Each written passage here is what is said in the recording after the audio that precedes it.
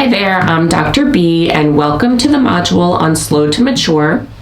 Some people like to take notes as we go through the training, and if that's you, I encourage you to press pause and take a moment to go print out the handouts that go along with this module. This module is going to flow just like the other ones do. First, I'm going to talk about the psychological risk or the problem that we're seeing. Then I'll talk about the reasons it's a problem, and finally we'll cover what to do about it. Okay, so with that being said, let's get started. Okay, so first let's review a little bit of evidence about how kids are maturing more slowly. I'm not going to drown you in research statistics, but I am going to provide you with some basic data so you have a good context for the problem before we move on to the reasons it's a problem and then what to do about it. So kids seem to be doing less on their own. They're less likely to be home alone, and they're less likely to experience the freedom of being out of the house without their parents. They're less likely to work or even want a job, and 1 in 5 high school seniors ask their parents for money for things that they want versus managing their own money. They spend less time on homework, paid work, volunteering, and extracurricular activities than previous generations. A possible factor for the rise in mental health issues that we're seeing amongst adolescents is that they're unprepared for adolescence and adulthood, meaning that they're not doing a lot on their own or they're lacking independence. With adolescents less likely to work, manage their own money, and drive in high school, it seems that they might not be developing the resilience that comes with doing things on their own. Kids are passing milestones to adulthood later, meaning that they're waiting longer to do things independently or even seek their independence. Adolescence is being shortened, but at the lower end, meaning that childhood is lasting longer. So kids are waiting longer to develop their identities and to develop their independence, both things that come along with the developmental stage of adolescence. In terms of maturity, 18-year-olds are now looking more like 14-year-olds, and 14-year-olds are now looking more like 10 or 12-year-olds, meaning that their maturity is stunted. Kids seem as if they're younger, or they act as if they're younger due to maybe a delayed willingness to make adult decisions, or maybe like a lack of ability to make adult decisions. An example of this is that some kids are waiting longer to get their driver's license. And when college students were measured on the construct of maturity fears, they scored high on this construct, suggesting that they wish they could stay children for longer. Now, when we look at dating, sex, and alcohol consumption, all things that we would consider more adult-like behaviors, what we're seeing is that adolescents are less likely to date, and boys especially say that they don't have the courage to date. They're having less sex than previous generations, and actually teen birth rates hit an all-time low in 2015, but yet porn consumption and sexting has increased. When it comes to alcohol use, adolescents aren't drinking as much, and they're waiting until they're older to drink. And so what's happening is that adolescents and young adults are arriving on college campuses or even entering adulthood without much experience with alcohol, and then they're ramping up their drinking in a shorter period of time, including binge drinking. So now that we have a little bit more context around the problem, let's move on to the reasons that we're seeing this problem of slow maturation. Okay, I'm going to review the following 4 reasons that kids are growing up more slowly. 1 being the helicopter effect, 2 being safetyism, 3 being reduced drive for freedom and independence, and 4 being missing opportunities to build resilience. So the helicopter effect.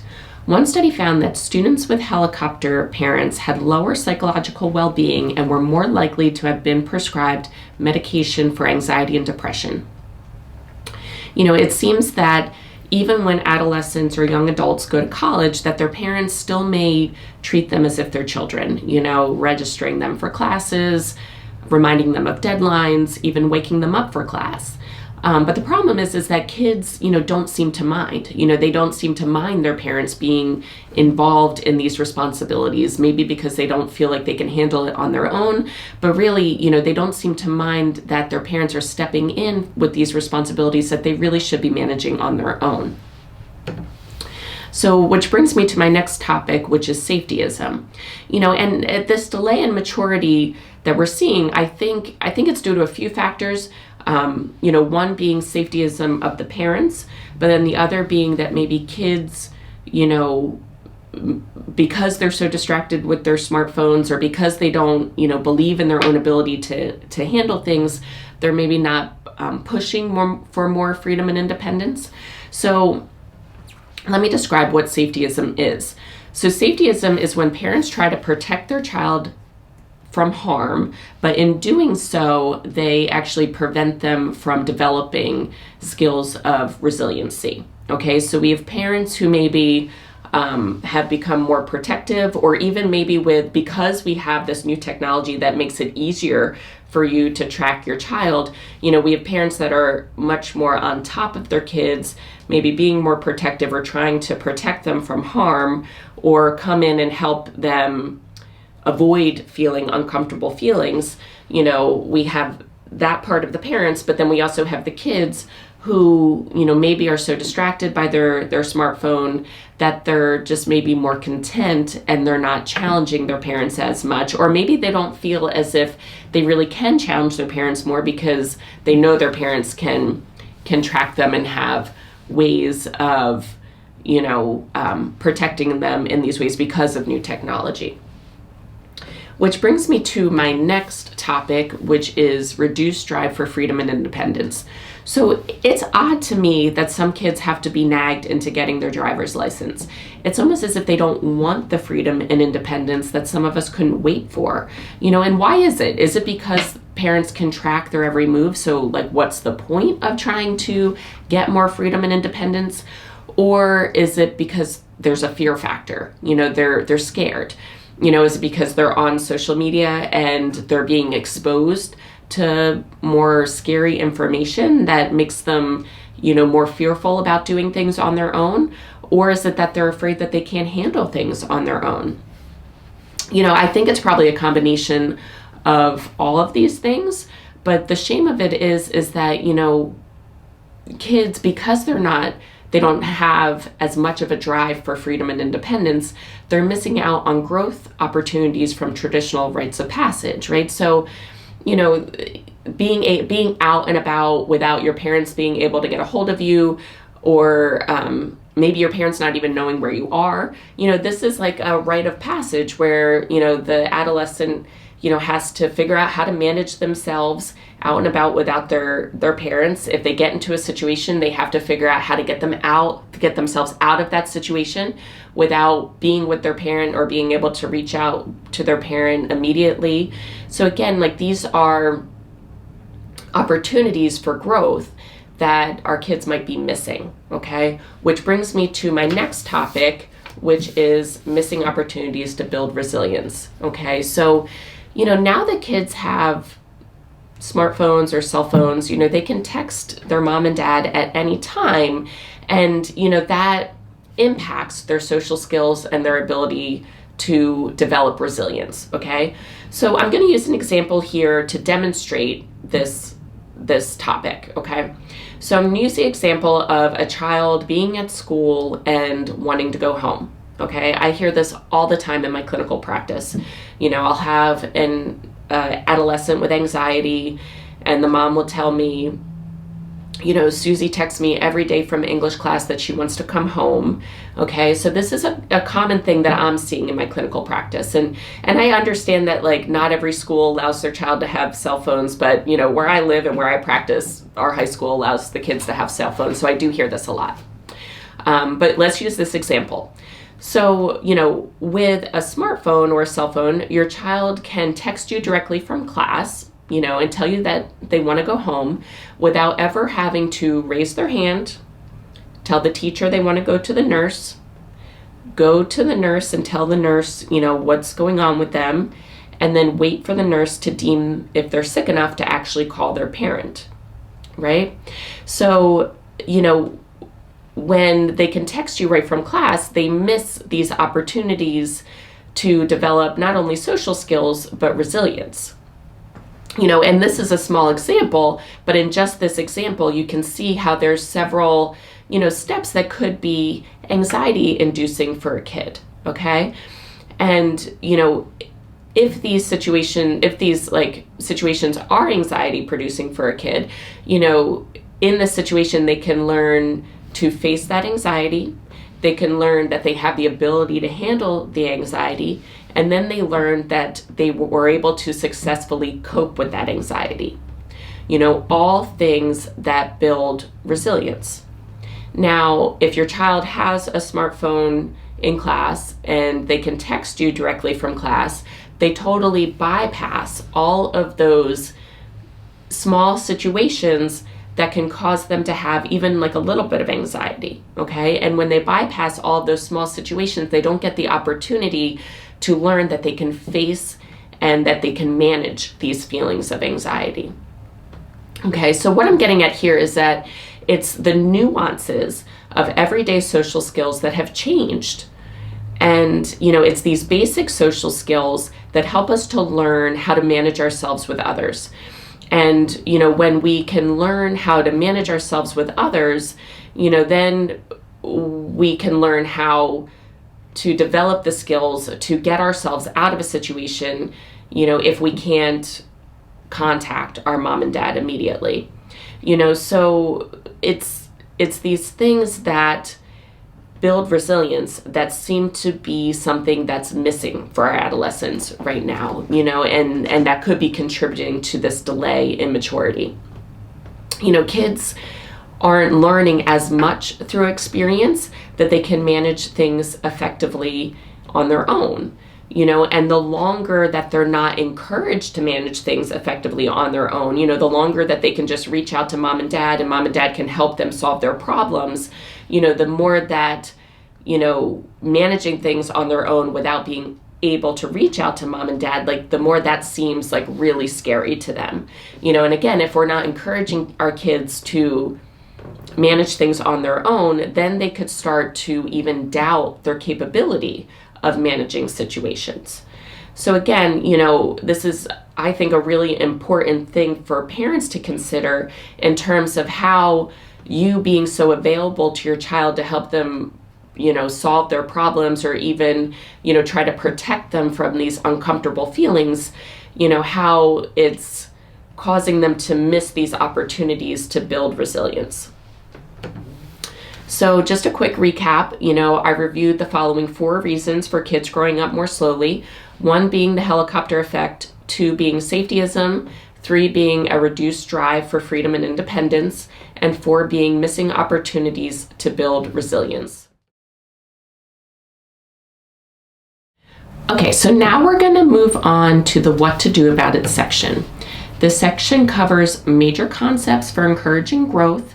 It's not intended to be prescriptive, but it is intended to give you some guidance in terms of developing your own strategies.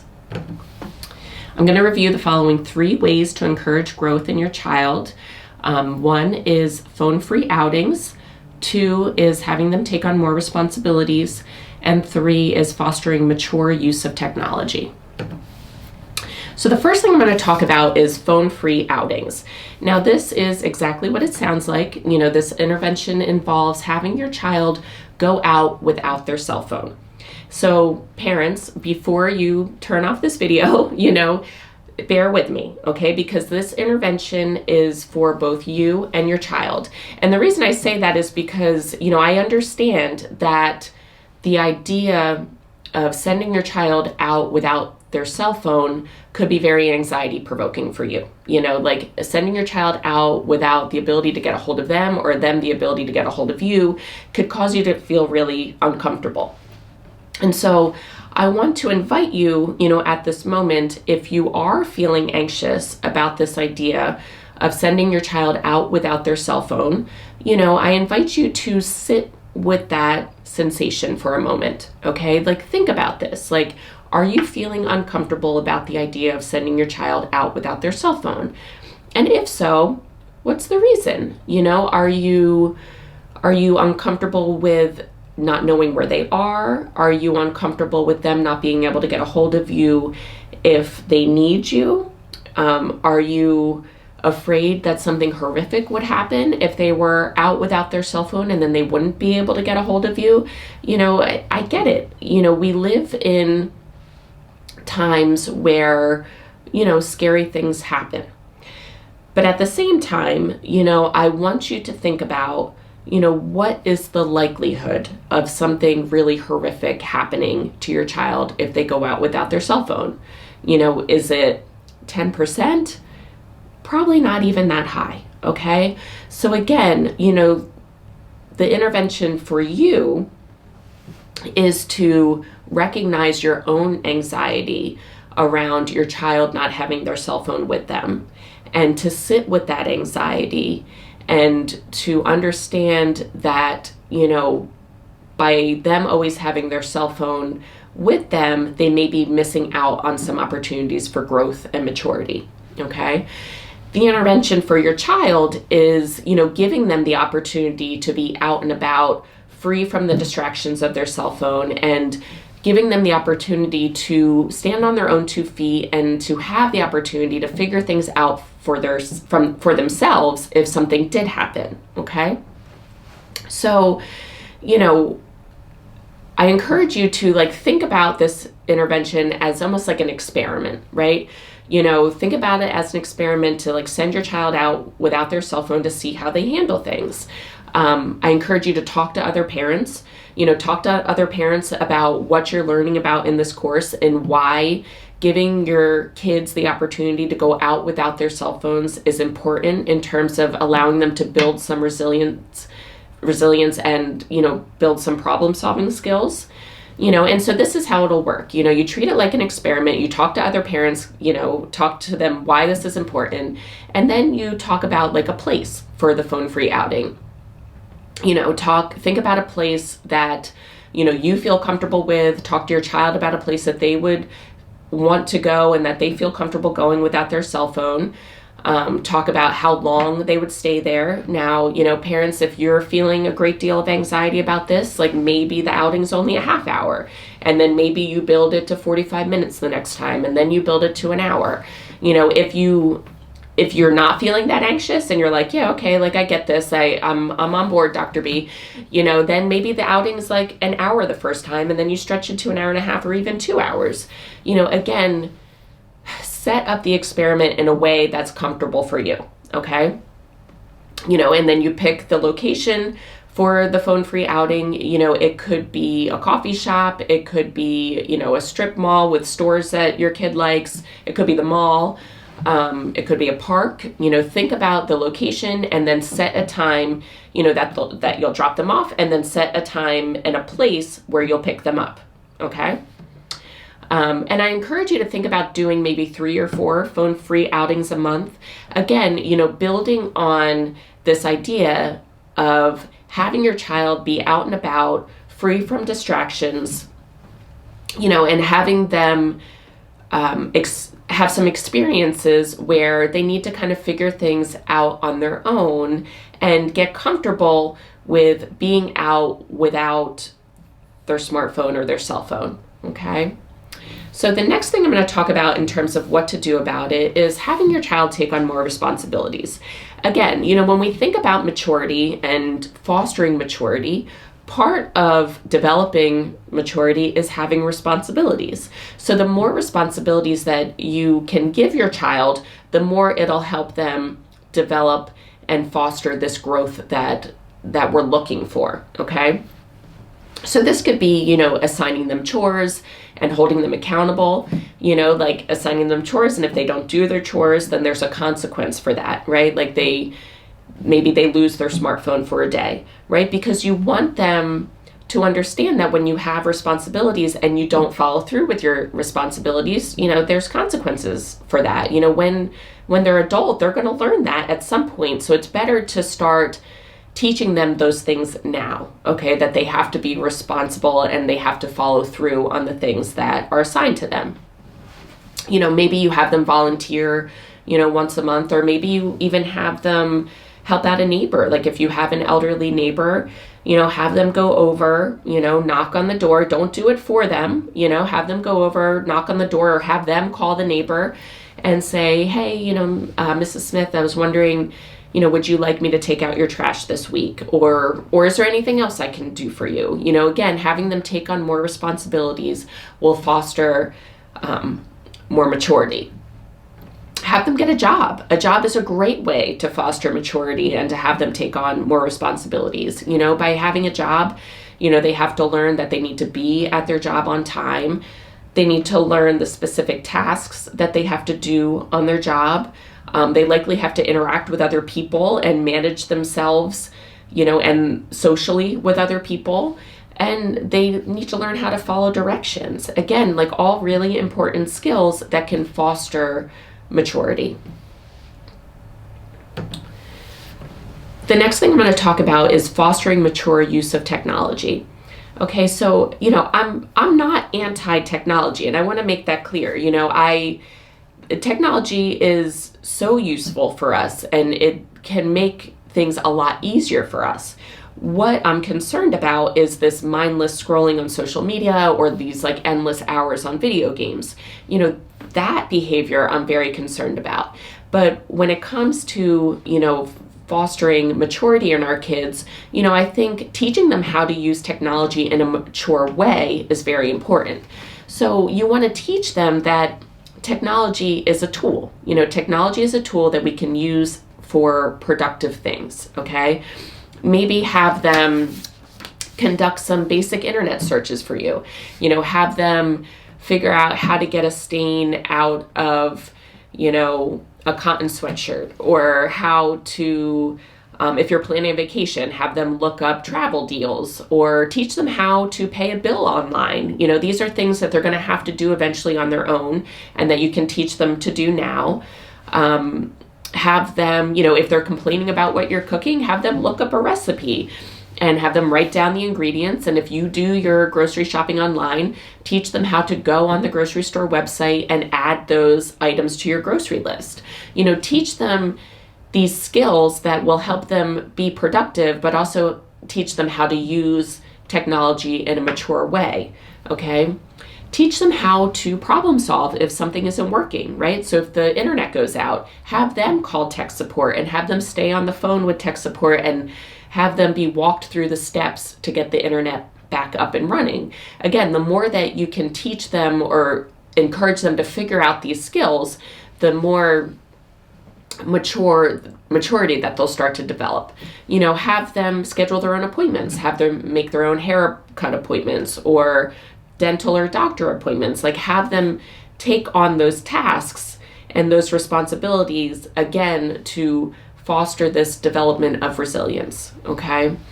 Encourage them to develop marketable technology skills. Again, think about like how they spend their time on technology, and think about like how you can help them develop skills that are more useful. So maybe it's have them make a PowerPoint presentation for their sibling's birthday, or have them make an Excel spreadsheet for something. So say they come to you and, along the lines of like a high quality leisure activity, they come to you with the idea of a hobby that they want to get into. Have them make an Excel spreadsheet with the items that they will need for this hobby, and then also, the cost of all these items that they would need for the hobby, so that you can get a good sense of like, the resources needed to help them pursue this hobby. So again, have them take some time away from, the time they normally spend on social media or on playing video games, and have them work on these marketable skills, and by doing so, you'll help them develop some of these adult responsibilities that can help them to feel more confident, and at the same time maybe reduce some anxiety that they could be feeling around some of those skills like the Excel spreadsheet or PowerPoint. Okay, so just a quick recap. We reviewed these 3 ways to encourage growth and maturity in your child. 1 is a phone-free outing. 2 is having your child take on more responsibilities. And 3 is fostering mature use of technology. So that is the module on Slow to Mature. Again, I congratulate you on making a commitment to learning this information. I hope that you're finding it beneficial. Until next time, this is Dr. B signing off.